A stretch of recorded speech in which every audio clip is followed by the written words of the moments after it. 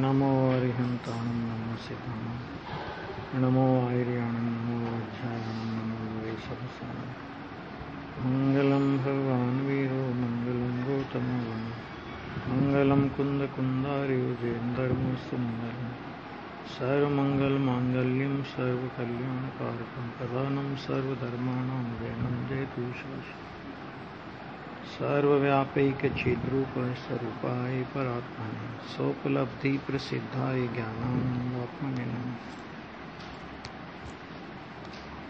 93 मैंने 93 नंबर की गाथा चली थी, चल रही है अभी भी। इसमें यहाँ तक बात हो गई थी कल कि इस विश्व में जो कोई भी जानने में आने वाला पदार्थ है वह समस्त ही विस्तार सामान्य समुदायात्मक और आयत सामान्य समुदायात्मक द्रव्य से रचित होने से द्रव्यमय माने द्रव्य स्वरूप है, और द्रव्य एक जिसका आश्रय है, ऐसे विस्तार विशेष स्वरूप गुणों से रचित माने गुणों से बने हुए होने से गुणात्मक है। ये चर्चा हो गई थी। इसके बाद यहां तक चर्चा हो गई थी तो और पर्यायें जो कि आयत विशेष स्वरूप है वे जिनके लक्षण ऊपर कहे गए हैं,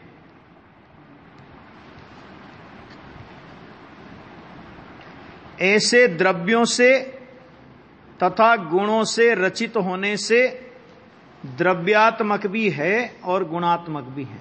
ये बात आई अभी। देखो इसमें दो बातें आ गई। पहले तो वस्तु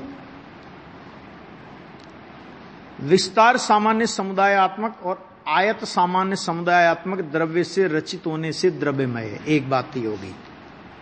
और फिर गुण की बात की कि द्रव्य जिनका आधार है, ऐसे विस्तार स्वरूप गुणों से रचित माने गुणों से बने होने से गुणात्मक है ना। और पर्याय कैसी है तो उन्होंने कहा कि पर्याय जो कि आयत विशेष स्वरूप हैं वे जिनके लक्षण ऊपर कहे गए हैं। क्या ऊपर कहे गए हैं जिनके लक्षण?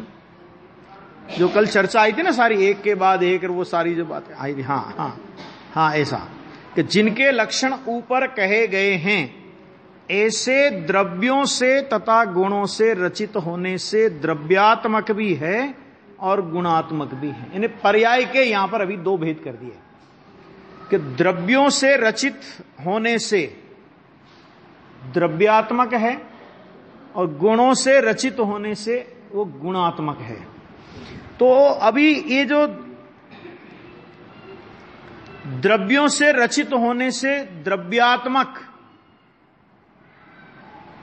इसमें क्या होता है कि समान जाति और असमान जाति नाम से दो भेद अभी आगे करेंगे। वो जो पर्याय है वो पर्याय अनेक द्रव्यों में एक पने का ज्ञान कराने वाली दशा का नाम पर्याय है। वहां पर है तो अनेक वस्तुएं भिन्न भिन्न, लेकिन उन अनेक वस्तुओं में एक पने का ज्ञान होता है।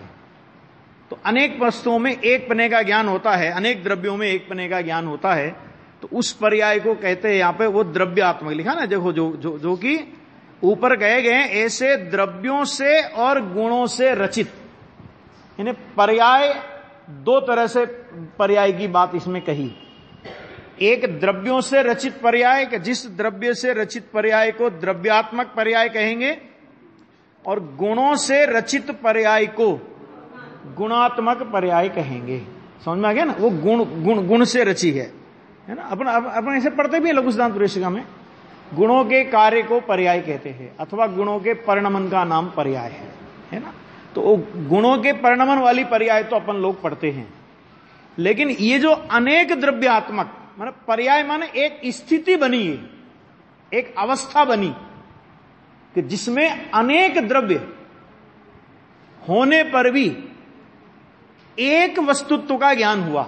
वस्तु एक नहीं है वहां पे, है ना।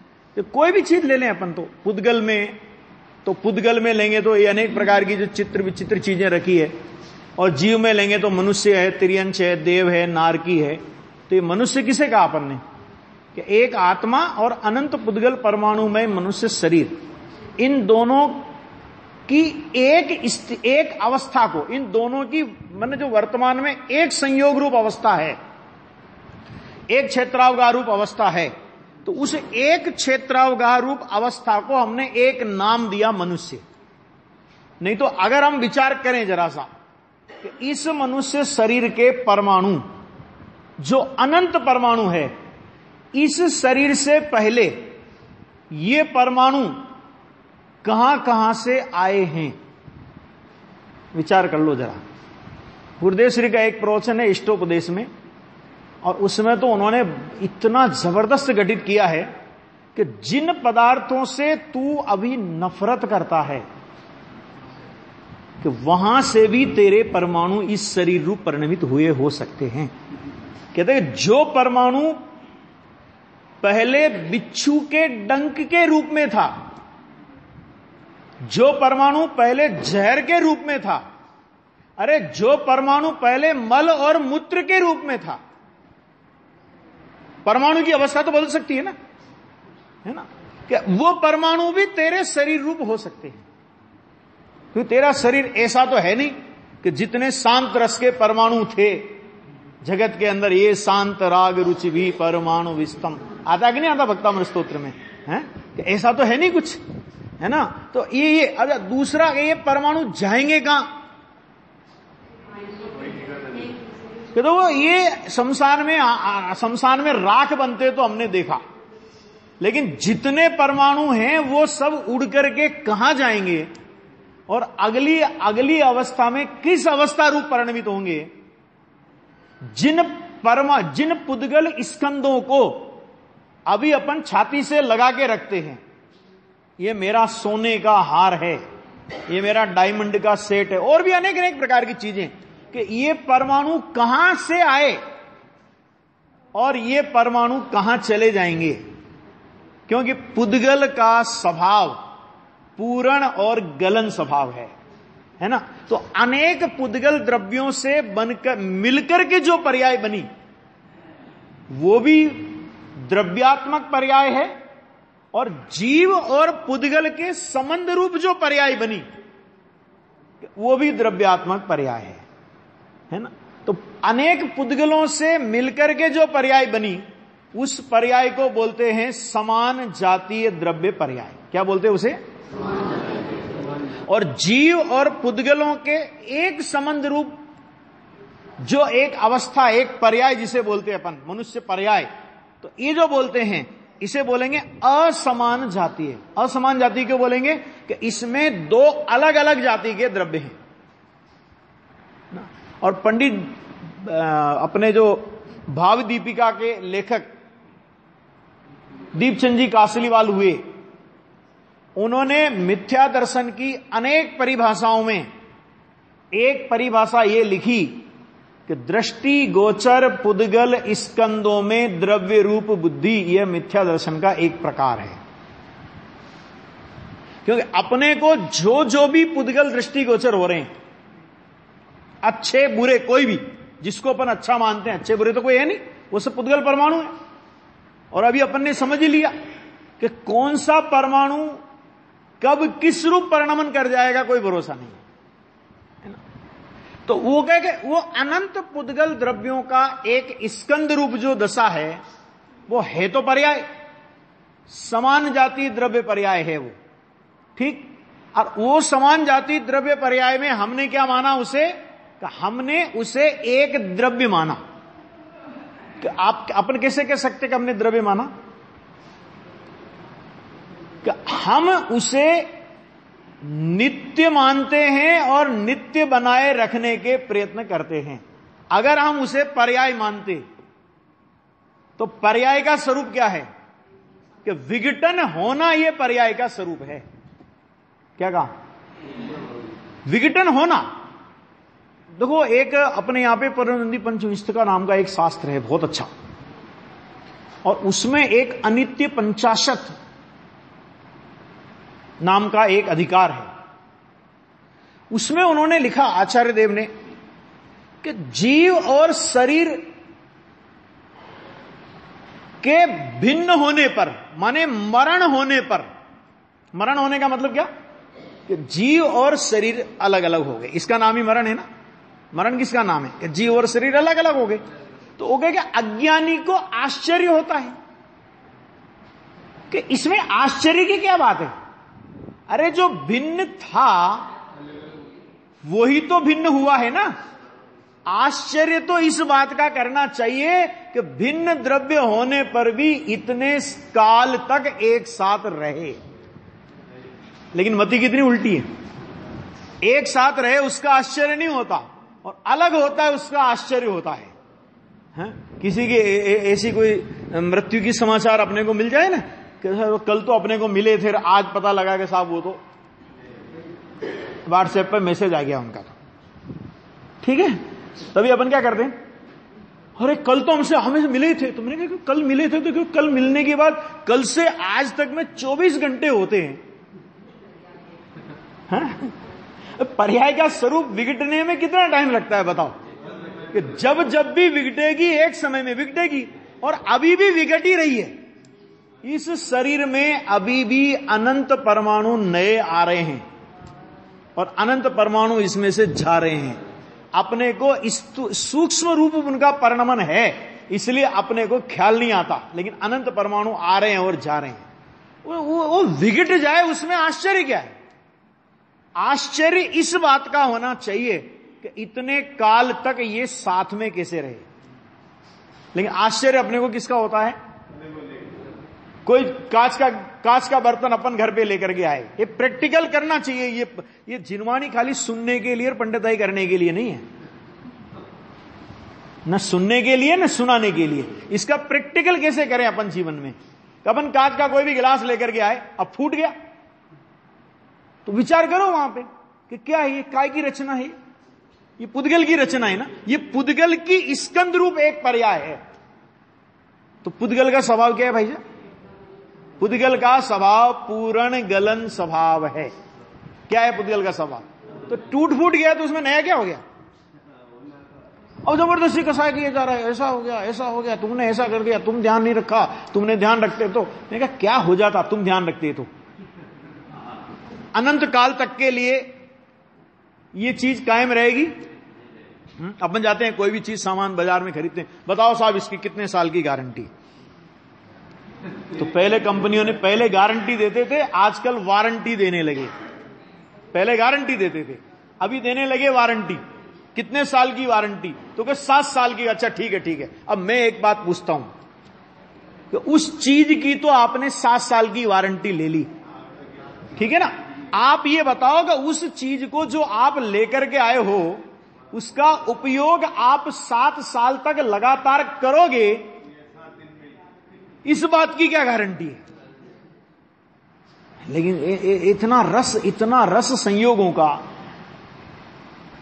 कि जैसे मतलब अपनी आत्मा को बेच दिया इसने संयोगों में। इतना पागल है संयोगों के पीछे कि जब वो कह रहे हैं कि वो पर्याय है, तो पर्याय का स्वरूप ही यह है कि उसका विघटन होगा।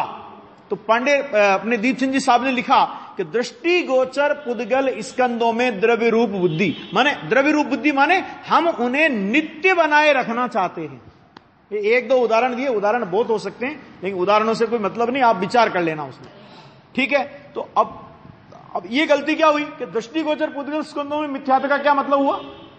तो ये मतलब हुआ कि जैसे आप दृष्टि गोचर पुद्गल स्कंदों में द्रव्य रूप बुद्धि करते हो, मैंने वो पर्याय है और उस पर्याय को द्रव्य मानते हो, इसी तरह आत्मा में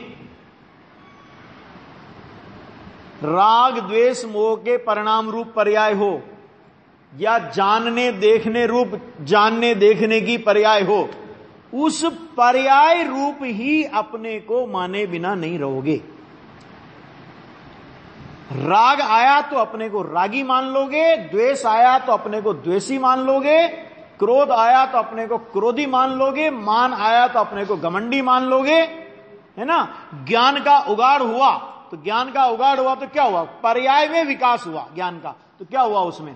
तो अपन क्या मानेंगे? मेरा ज्ञान बढ़ गया, ज्ञान थोड़ा हीन हो गया, तो अरे भैया हमें तो कुछ याद ही नहीं रहता, तो या तो अभिमान में जियोगे या दीनता में जियोगे, नॉर्मल जीवन नहीं जी सकते हो। ये पंडित जी का कहना है।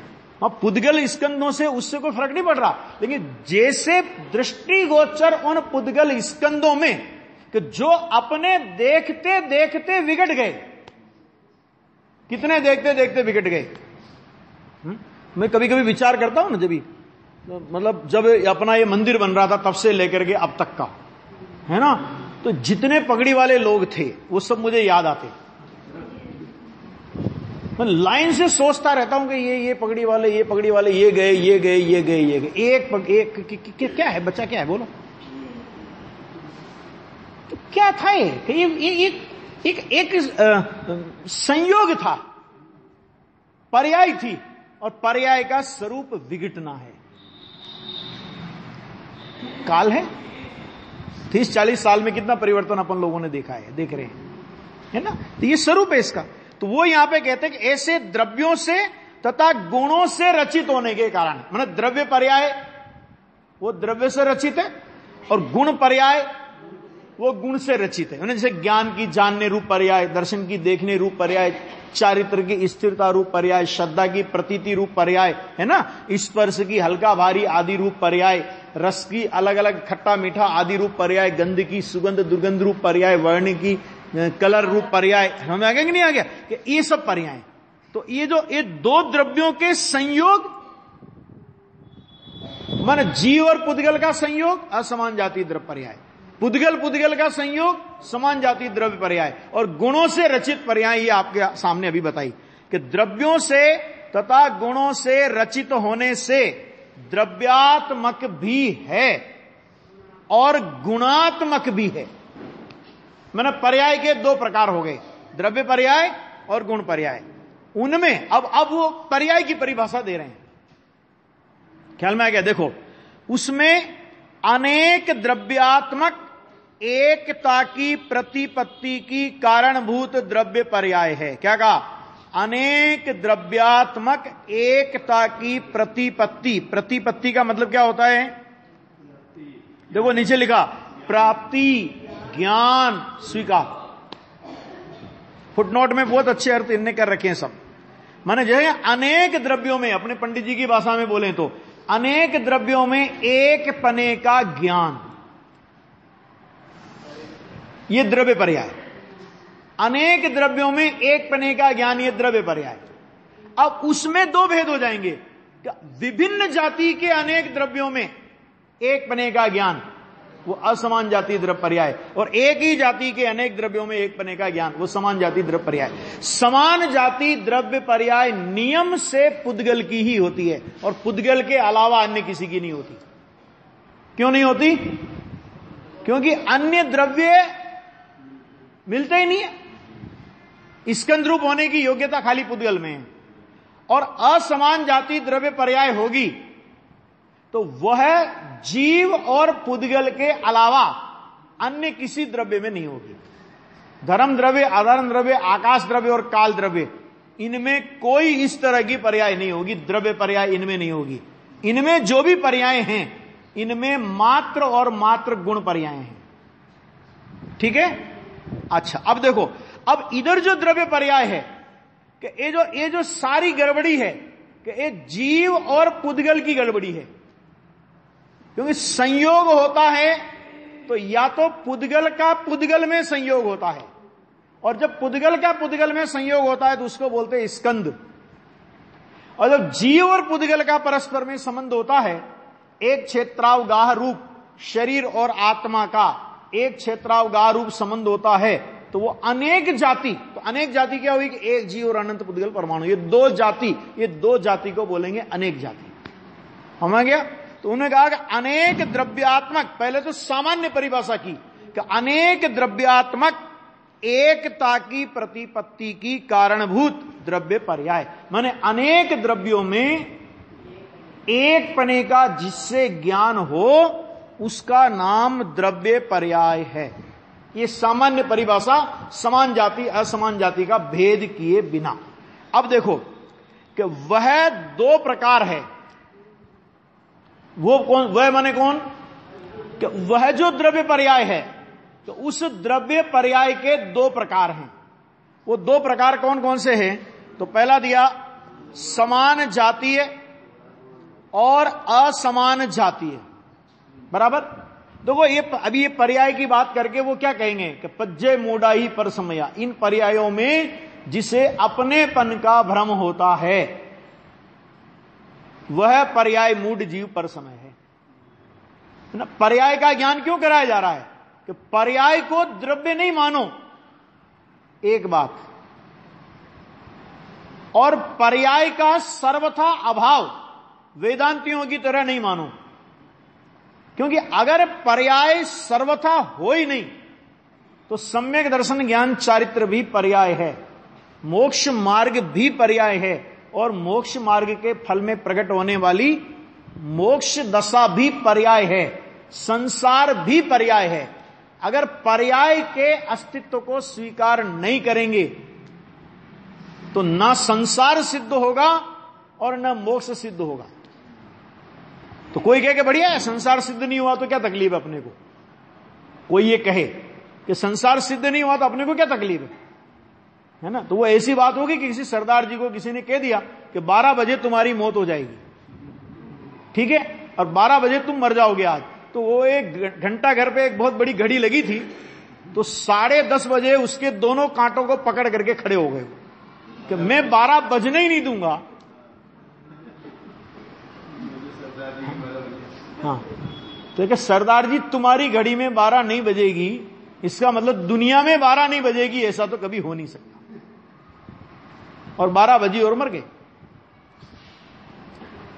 तो देखो अगर सर्वथा ही इनका अस्तित्व नहीं होवे पर्यायों का तो संसार सिद्ध नहीं होगा। तो क्या दिक्कत है संसार सिद्ध नहीं हो तो? कि भाई साहब अगर संसार सिद्ध नहीं हुआ तो संसार के अभाव पूर्वक मोक्ष मार्ग और मोक्ष होता है, क्योंकि जिसको संसार नहीं है, जिसको संसार नहीं है उसको संसार के अभाव रूप मोक्ष की सिद्धि आप कैसे करोगे? तो न मोक्ष भी सिद्ध नहीं होगा, कुटस्थ हो जाएगा सारा। अरे कुटस्थ हो जाएगा, ये कुटस्थ है ऐसा निर्णय किसने किया? कि ये निर्णय पर्याय करती है। मतलब मैंने को उल्टा भी मानो, चलो तुम कुटस्थ भी मानते हो, तो कुटस्थ मानने वाला कौन है? कि यहां भी पर्याय सिद्ध हो गई। पर्याय को दृष्टि के विषय में हे किया है, वस्तु में से पर्याय को, पर्याय का निषेध वस्तु में नहीं है, पर्याय का निषेध दृष्टि के विषय में है, दृष्टि के विषय में पर्याय नहीं है। हमारी गलती क्या होगी? हम पर्याय को वस्तु में से गायब करने लगे, और पर्याय वस्तु में है तो कुछ लोगों ने यह भ्रम पाला कि जब पर्याय वस्तु में है तो फिर तुम पर्याय को अगर दृष्टि के विषय में शामिल नहीं करोगे तो वो तो आदि वस्तु की आपने दृष्टि की, आदि वस्तु को छोड़ दिया। कहते ऐसा नहीं है, दृष्टि खुद पर्याय है। तो जो विषय करने वाली पर्याय है, यदि वो विषय में शामिल हो गई, नहीं है, स्वागत करने वाला यदि स्वागत कराने वालों में चला गया तो स्वागत कौन करेगा? ये पर्याय तो ध्रुव त्रिकाली का स्वागत करने वाली परिणति है। अब अगर ये ध्रुव त्रिकाली में मिल जाए तो मैं ध्रुव त्रिकाली हूं, ये स्वीकार कौन करेगा? ये काम तो पर्याय में होता है ना। तो पर्याय का जो ज्ञान आचार्य करा रहे हैं, एक तो पर्याय में पर्याय का सर्वथा निषेध, माने गधे के सींग के समान पर्याय का निषेध कर दे, है ही नहीं, वो भी गलत हो जाएगा। और पर्याय को दृष्टि के विषय में शामिल कर ले कि तो भी गलत है। इसलिए पर्याय की व्यवस्था को समझाकर पर्याय की जहां जैसी योग्यता है, जहां उसकी जो मर्यादा है, उस मर्यादा में उसे स्थापित करना है, उस मर्यादा में उसको ले जाना है। तभी बहुत से लोग, बहुत सारे प्रश्न आते हैं, वो तो अपन जब चर्चा आगे करेंगे तो बहुत चर्चा उसमें आएगी। देखो अभी अब ये आया पहला, समान जातीय और असमान जातीय। ठीक है, अब देखो नंबर 1, उनमें समान जातीय वह है कैसे, जैसे कि अनेक पुद्गलात्मक, द्विअणुक, त्रिअणुक इत्यादि। अनेक पुद्गल द्रव्यात्मक हो गया ना, 2 परमाणु से बने, 3 परमाणु से बने, अनंत संख्यात परमाणुओं से बने, असंख्यात परमाणुओं से बने, अनंत परमाणुओं से बने। ठीक है, तो ये पर्याय कहलाएगी समान जाति द्रव्य पर्याय। समान जाति क्यों कहलाई है? क्योंकि इसमें एक जाति के अनेक द्रव्यों में एक पने का ज्ञान हुआ। एक जाति के अनेक द्रव्यों में एक पने का ज्ञान हुआ। लेकिन इस पर्याय को पर्याय कौन कह सकता है कि ये समान जाति द्रव्य पर्याय है? इस पर्याय को पर्याय कौन कह सकता है कि जिसे उस समान जातीय स्कंद रूप पर्याय में भी प्रत्येक पुद्गल परमाणु अपने अपने स्वचतुष्टय में, अपने अपने द्रव्य क्षेत्र काल भाव में भिन्न भिन्न वर्त रहा है। एक पुद्गल परमाणु दूसरे पुद्गल परमाणु को सचमुच स्पर्श ही नहीं करता, स्कंद में होने पर भी अपनी इकाई का माने अपने स्वतंत्र अस्तित्व का वो त्याग नहीं करते। ये विषय 50 इकाई में आया कि स्कंद में होने पर भी उसने अपने परमाणु पने को छोड़ा नहीं है। तो अगर वो स्कंद में होने से अगर वो परमाणु अन्य परमाणु रूप हो जाए या सारे परमाणु मिलकर के एक वस्तु हो जाए तो फिर उसे पर्याय नहीं कहते, फिर उसे द्रव्य कहते। यहां उसे पर्याय कहा ना, तो पर्याय कहने का मतलब क्या हुआ कि अनेक द्रव्यों में एक पने का ज्ञान हुआ है। अनेक द्रव्य एक नहीं हो गए हैं। क्या कहा? अनेक द्रव्यों में एक पने का ज्ञान हुआ, अनेक द्रव्य एक नहीं हुए। हमारी गलती क्या हुई कि हमने अनेक द्रव्यों में एक पने का ज्ञान नहीं किया, हमने अनेक द्रव्यों को एक ही मान लिया। तो हमें पर्याय कहने का अधिकार ही नहीं। हम पर्याय बोलते हैं और द्रव्य मानते हैं।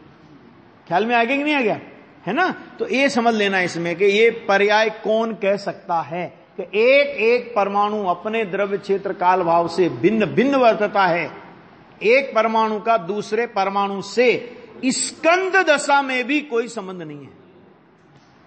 आत्मा के साथ तो संबंध होने का कोई सवाल ही नहीं। परमाणु परमाणु का जब संबंध नहीं है और आत्मा पागल हुए जा रहा जबरदस्ती। ठीक है, अभी देखो दूसरा असमान जाति है। वो क्या है? तो वो कहते हैं कि वह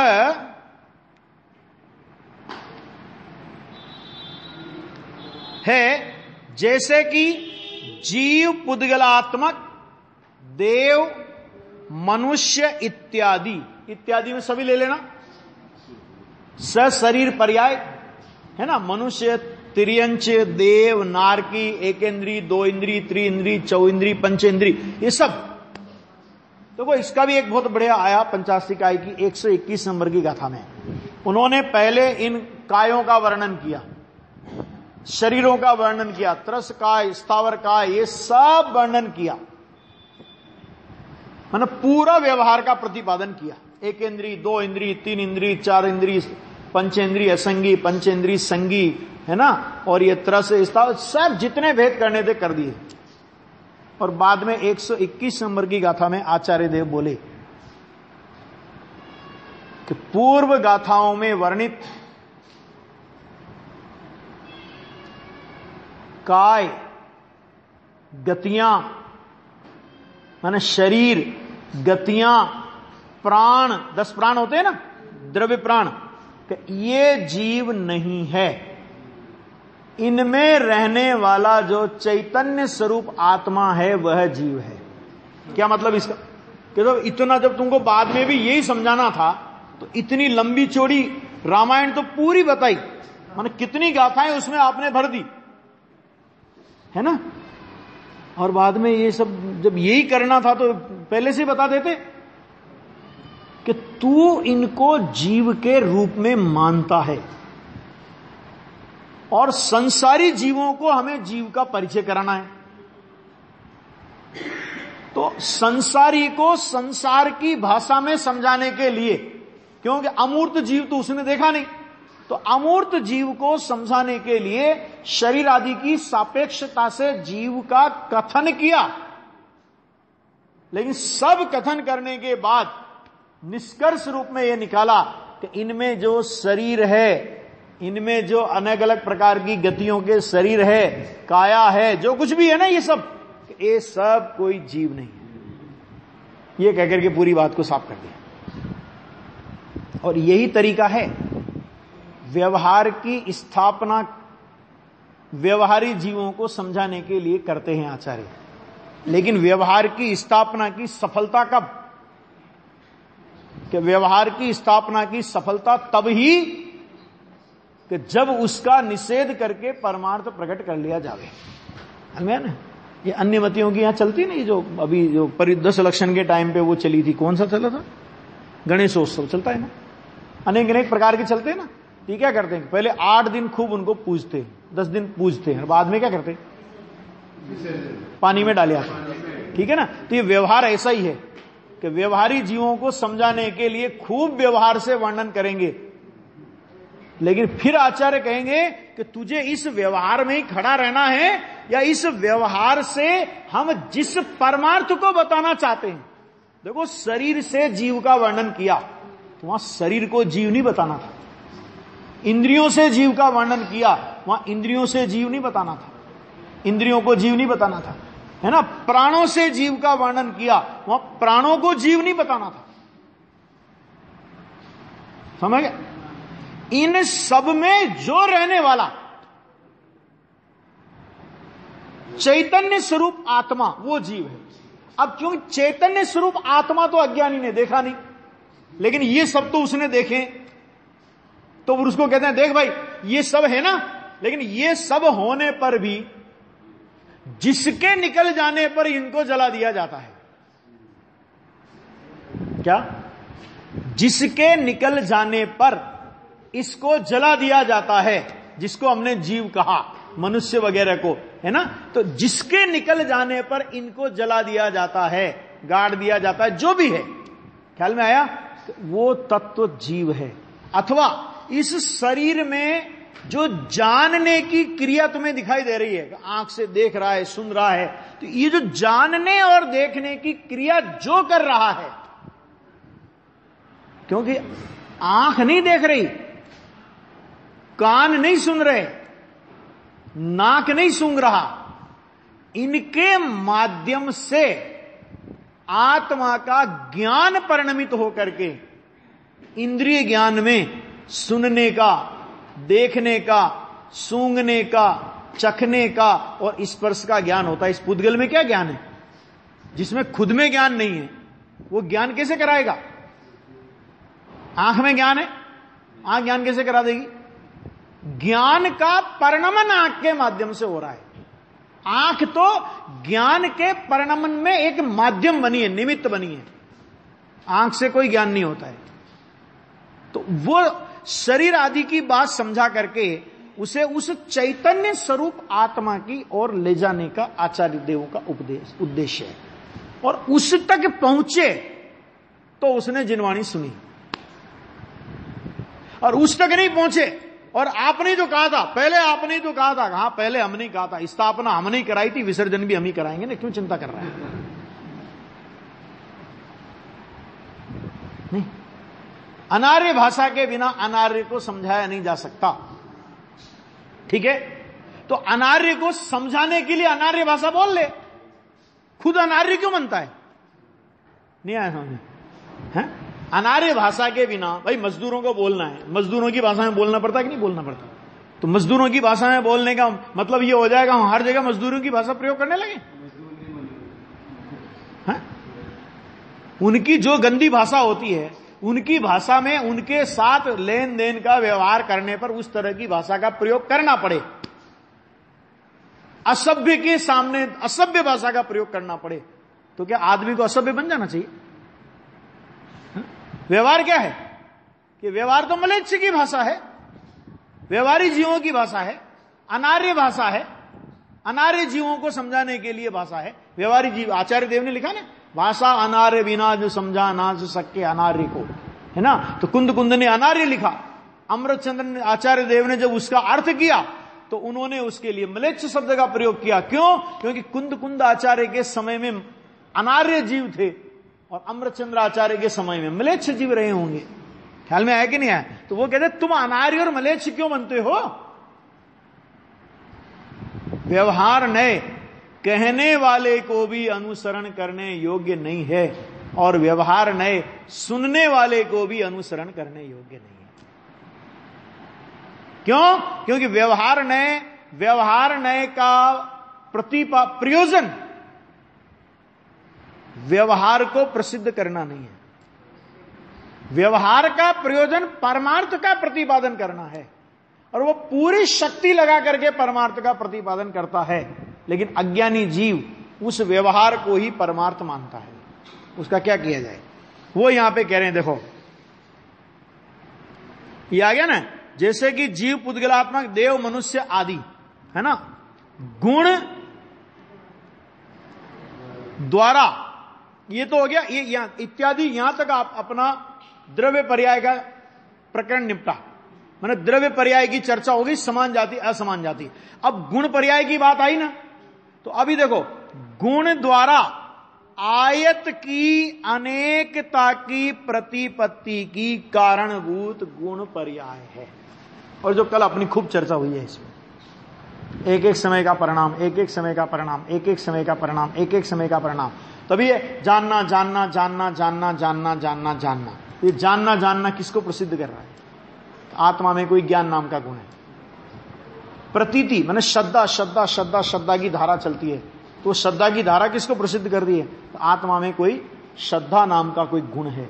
समझ में आ गया नहीं आ गया? माने वो जो कार्य है जो हर समय हो रहा है, तो वो यहां पे क्या कह रहे हैं कि गुण द्वारा आयत की अनेकता की प्रतिपत्ति की कारणभूत, वो क्या हुई? गुण पर्याय। माने अगर गुण ना हो, ज्ञान गुण ना हो, तो जानना पर्याय होगी कि नहीं होगी? हैं? तो ज्ञान गुण ना हो तो जानना पर्याय नहीं होगी। श्रद्धा गुण ना हो तो प्रतीति की पर्याय नहीं होंगी। चारित्र गुण ना हो तो स्थिरता अथवा राग देश की पर्याय नहीं होंगी। प्रवचन सार है ना ये, तो प्रवचन सार में राग देश को भी चारित्र की पर्याय में सम्मिलित करेंगे। समझ में आ गया? ऐसे एक एक गुण का आप हिसाब किताब लगाओ तो हर गुण, उस गुण के द्वारा आयत की, आयत माने कालापेक्षित प्रवाह, जिसे कहा था ना कल, क्या कहा था? आयत को क्या कहा था? कालापेक्षित प्रवाह है ना, तो उसकी जो अनेकता की प्रतिपत्ति की कारणभूत गुण पर्याय है। माने उसमें एक एक समय की पर्याय, प्रत्येक गुण की,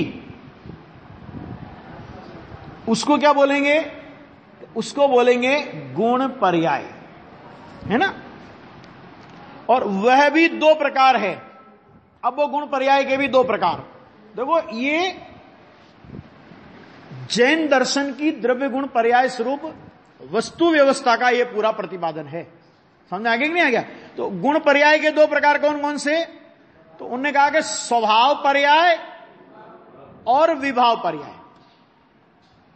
ठीक है, स्वभाव पर्याय और विभाव पर्याय। मैंने पहले पर्याय के दो भेद फिर से दोहरा लेते हैं अपन, कोई जल्दी नहीं अपने को। पहले पर्याय, पर्याय के दो भेद, द्रव्य पर्याय और गुण पर्याय। फिर द्रव्य पर्याय के दो भेद, समान जातीय और असमान जातीय। फिर गुण पर्याय के दो भेद, स्वभाव पर्याय और दूसरा विभाव पर्याय। स्वभाव पर्याय और विभाव पर्याय। अब देखो, उनमें समस्त द्रव्यों के अपने अपने अगुरु लघु दो गुण द्वारा प्रति समय प्रकट होने वाली सट स्थान पतित हानि वृद्धि रूप अनेकत्व की अनुभूति वह स्वभाव पर्याय है। अब इसको बस इतना समझ लेना कि एक अगुरु लघुत्व नाम का एक गुण होता है। सामान्य गुण तो है ही, लेकिन एक अगुर लघुत्व नाम का गुण भी और होता है कि जिस गुण के द्वारा प्रति समय प्रकट होने वाली सट स्थान पतित हानि वृद्धि। क्या मतलब इसका?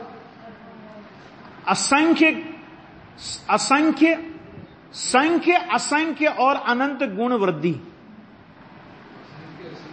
संख्य असंख्य संख्यात के दो, असंख्यात के दो, अनंत, माने संख्यात गुण वृद्धि, असंख्यात गुण वृद्धि और अनंत गुण वृद्धि।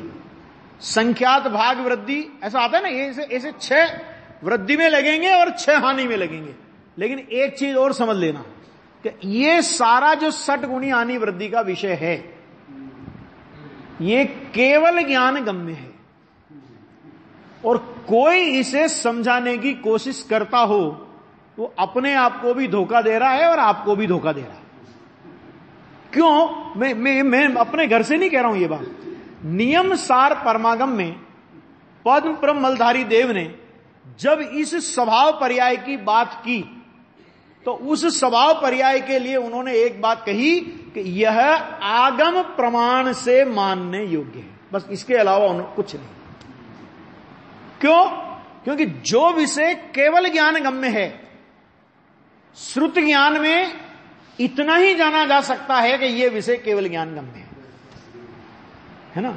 अब बहुत लोग अपनी मति कल्पनाएं कुछ भी लगाते रहते हैं, ऐसे करो तो यूं हो जाएगा, ऐसे करो ये वृद्धि रही हानि। मैंने ये सब ड्रामेबाजी बंद करो। जब केवल ज्ञान गम्य वो विषय है तो कुछ विषय केवल ज्ञान के लिए भी छोड़ देना चाहिए। बराबर है ना। सारे विषय शुद्ध ज्ञान में जान लोगे तो केवल ज्ञान में नया क्या मिलेगा फिर, है ना।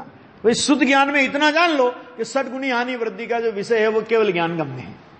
ठीक है, ये यहां पे ये इतना है, मतलब कोई भी देखो इसमें रंच मात्र भी छल की बात नहीं है बिल्कुल भी। पद्म प्रभ मलधारी देव जैसे समर्थ मुनि अगर ये कहते हैं कि यह विषय आगम प्रमाण से स्वीकार करने योग्य है, केवल ज्ञान गम्य है, तो फिर उसमें अपनी बुद्धि लगाने की मुझे तो आवश्यकता लगती नहीं है। अभी आप देखो वो स्वभाव पर्याय ये तो हो गया, और दूसरी बात कि इस स्वभाव पर्याय को अगर आप नहीं भी जानोगे, ज्यादा डिटेल नहीं भी जानोगे, सम्य दर्शन रुक नहीं रहा। ख्याल में आगे कि नहीं आएगा? ये ज्यादा तनाव में आने की भी जरूरत नहीं है।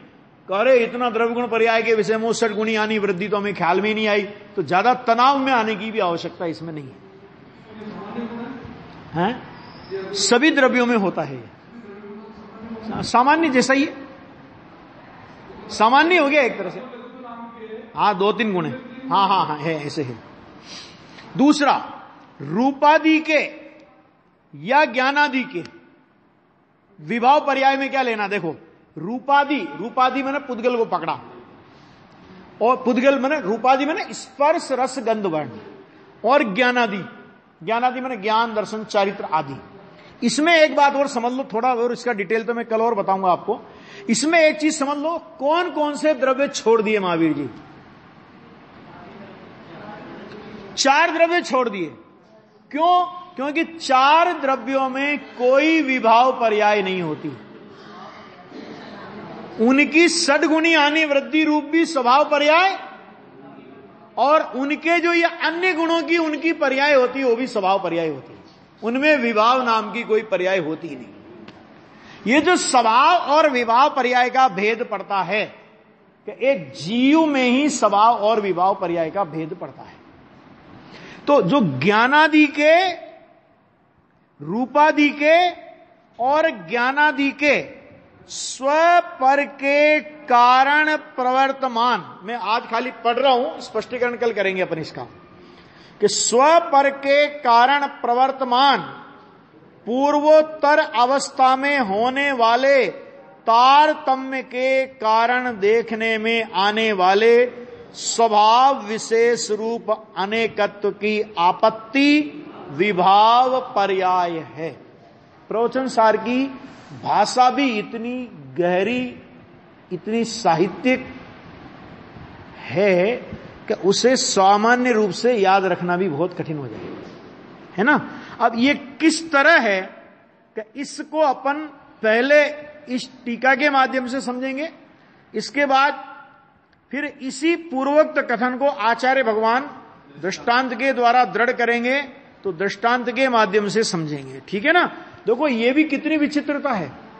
अमरचंद्र आचार्य की कैसी गजब की शैली है कि सरल से कठिन करना चाहिए कि कठिन से सरल करना चाहिए। मैंने पहले सिद्धांत बता दिया और आप कह रहे हैं कि सिद्धांत को हम दृष्टांत से दृढ़ कर रहे हैं। ये दर्शन शास्त्र का ग्रंथ है, क्योंकि ये कोई जैनी लोगों को के ही सामने रखा जाएगा ये ग्रंथ, ऐसा नहीं है। ये जब दर्शनों का प्रतिनिधित्व ग्रंथ का कोई करेगा कि सब अपने अपने दर्शन का प्रतिनिधि ग्रंथ कौन सा है, तो हमारे जैन दर्शन का प्रतिनिधि ग्रंथ, जैन दर्शन का, ध्यान से सुनना, प्रतिनिधि ग्रंथ प्रवचन सार है, समय सार नहीं है। दर्शन की बात कर रहा हूं। समय सार अध्यात्म का सर्वोत्कृष्ट ग्रंथ है, लेकिन दर्शन का प्रतिनिधि ग्रंथ अगर माना जाएगा तो दर्शन का प्रतिनिधि ग्रंथ प्रवचन सार को माना जाएगा, क्योंकि दर्शन की पूरी व्यवस्था वो प्रवचन सार में वर्णित है। समय सार में अध्यात्म है, दर्शन नहीं है। दर्शन गौण रूप से है, प्रवचन सार में दर्शन है, अध्यात्म नहीं। अध्यात्म गौण रूप से है। यहां अध्यात्म का प्रतिपादन करना मुख्य उद्देश्य नहीं है। जैन दर्शन क्या है, वो दर्शन को प्रतिपादन करना मुख्य बात है। वो समय सार में जैन दर्शन क्या है यह प्रतिपादन करना मुख्य उद्देश्य नहीं है। अध्यात्म और प्रयोजन क्या है, क्योंकि अगर अध्यात्म और प्रयोजन की बात नहीं करता होता समय सार तो राग को पुद्गल का नहीं कहता। रागी तो पुद्गल है, ऐसा लिख दिया। जीव जीव अधिकार पढ़ोगे आप तो। और यहां कहेंगे कि राग आत्मा का परिणाम है और ये शुद्ध द्रव्य के निरूपण स्वरूप कथन है। अभी इन दोनों कथनों की संगति नहीं बैठावे, और एक ही आचार्य के दोनों कथन, एक ही आचार्य की दोनों में टीका, दो आचार्यों की टीका, जयसेन की भी टीका और अमरचंद्र की भी टीका आचार्य की, ठीक है। और दोनों ग्रंथों पर गुरुदेव ने प्रवचन किए। हमें क्षायिक भाव परद्रव्य है, इस पर जितने उल्लसित भाव से प्रवचन किए, रागादि भाव को शुद्ध द्रव्य का निरूपण स्वरूप कहने वाले विषय पर भी गुरुदेव ने उसी उत्साह और उल्लास से प्रवचन किए, स्पष्ट किया विषय।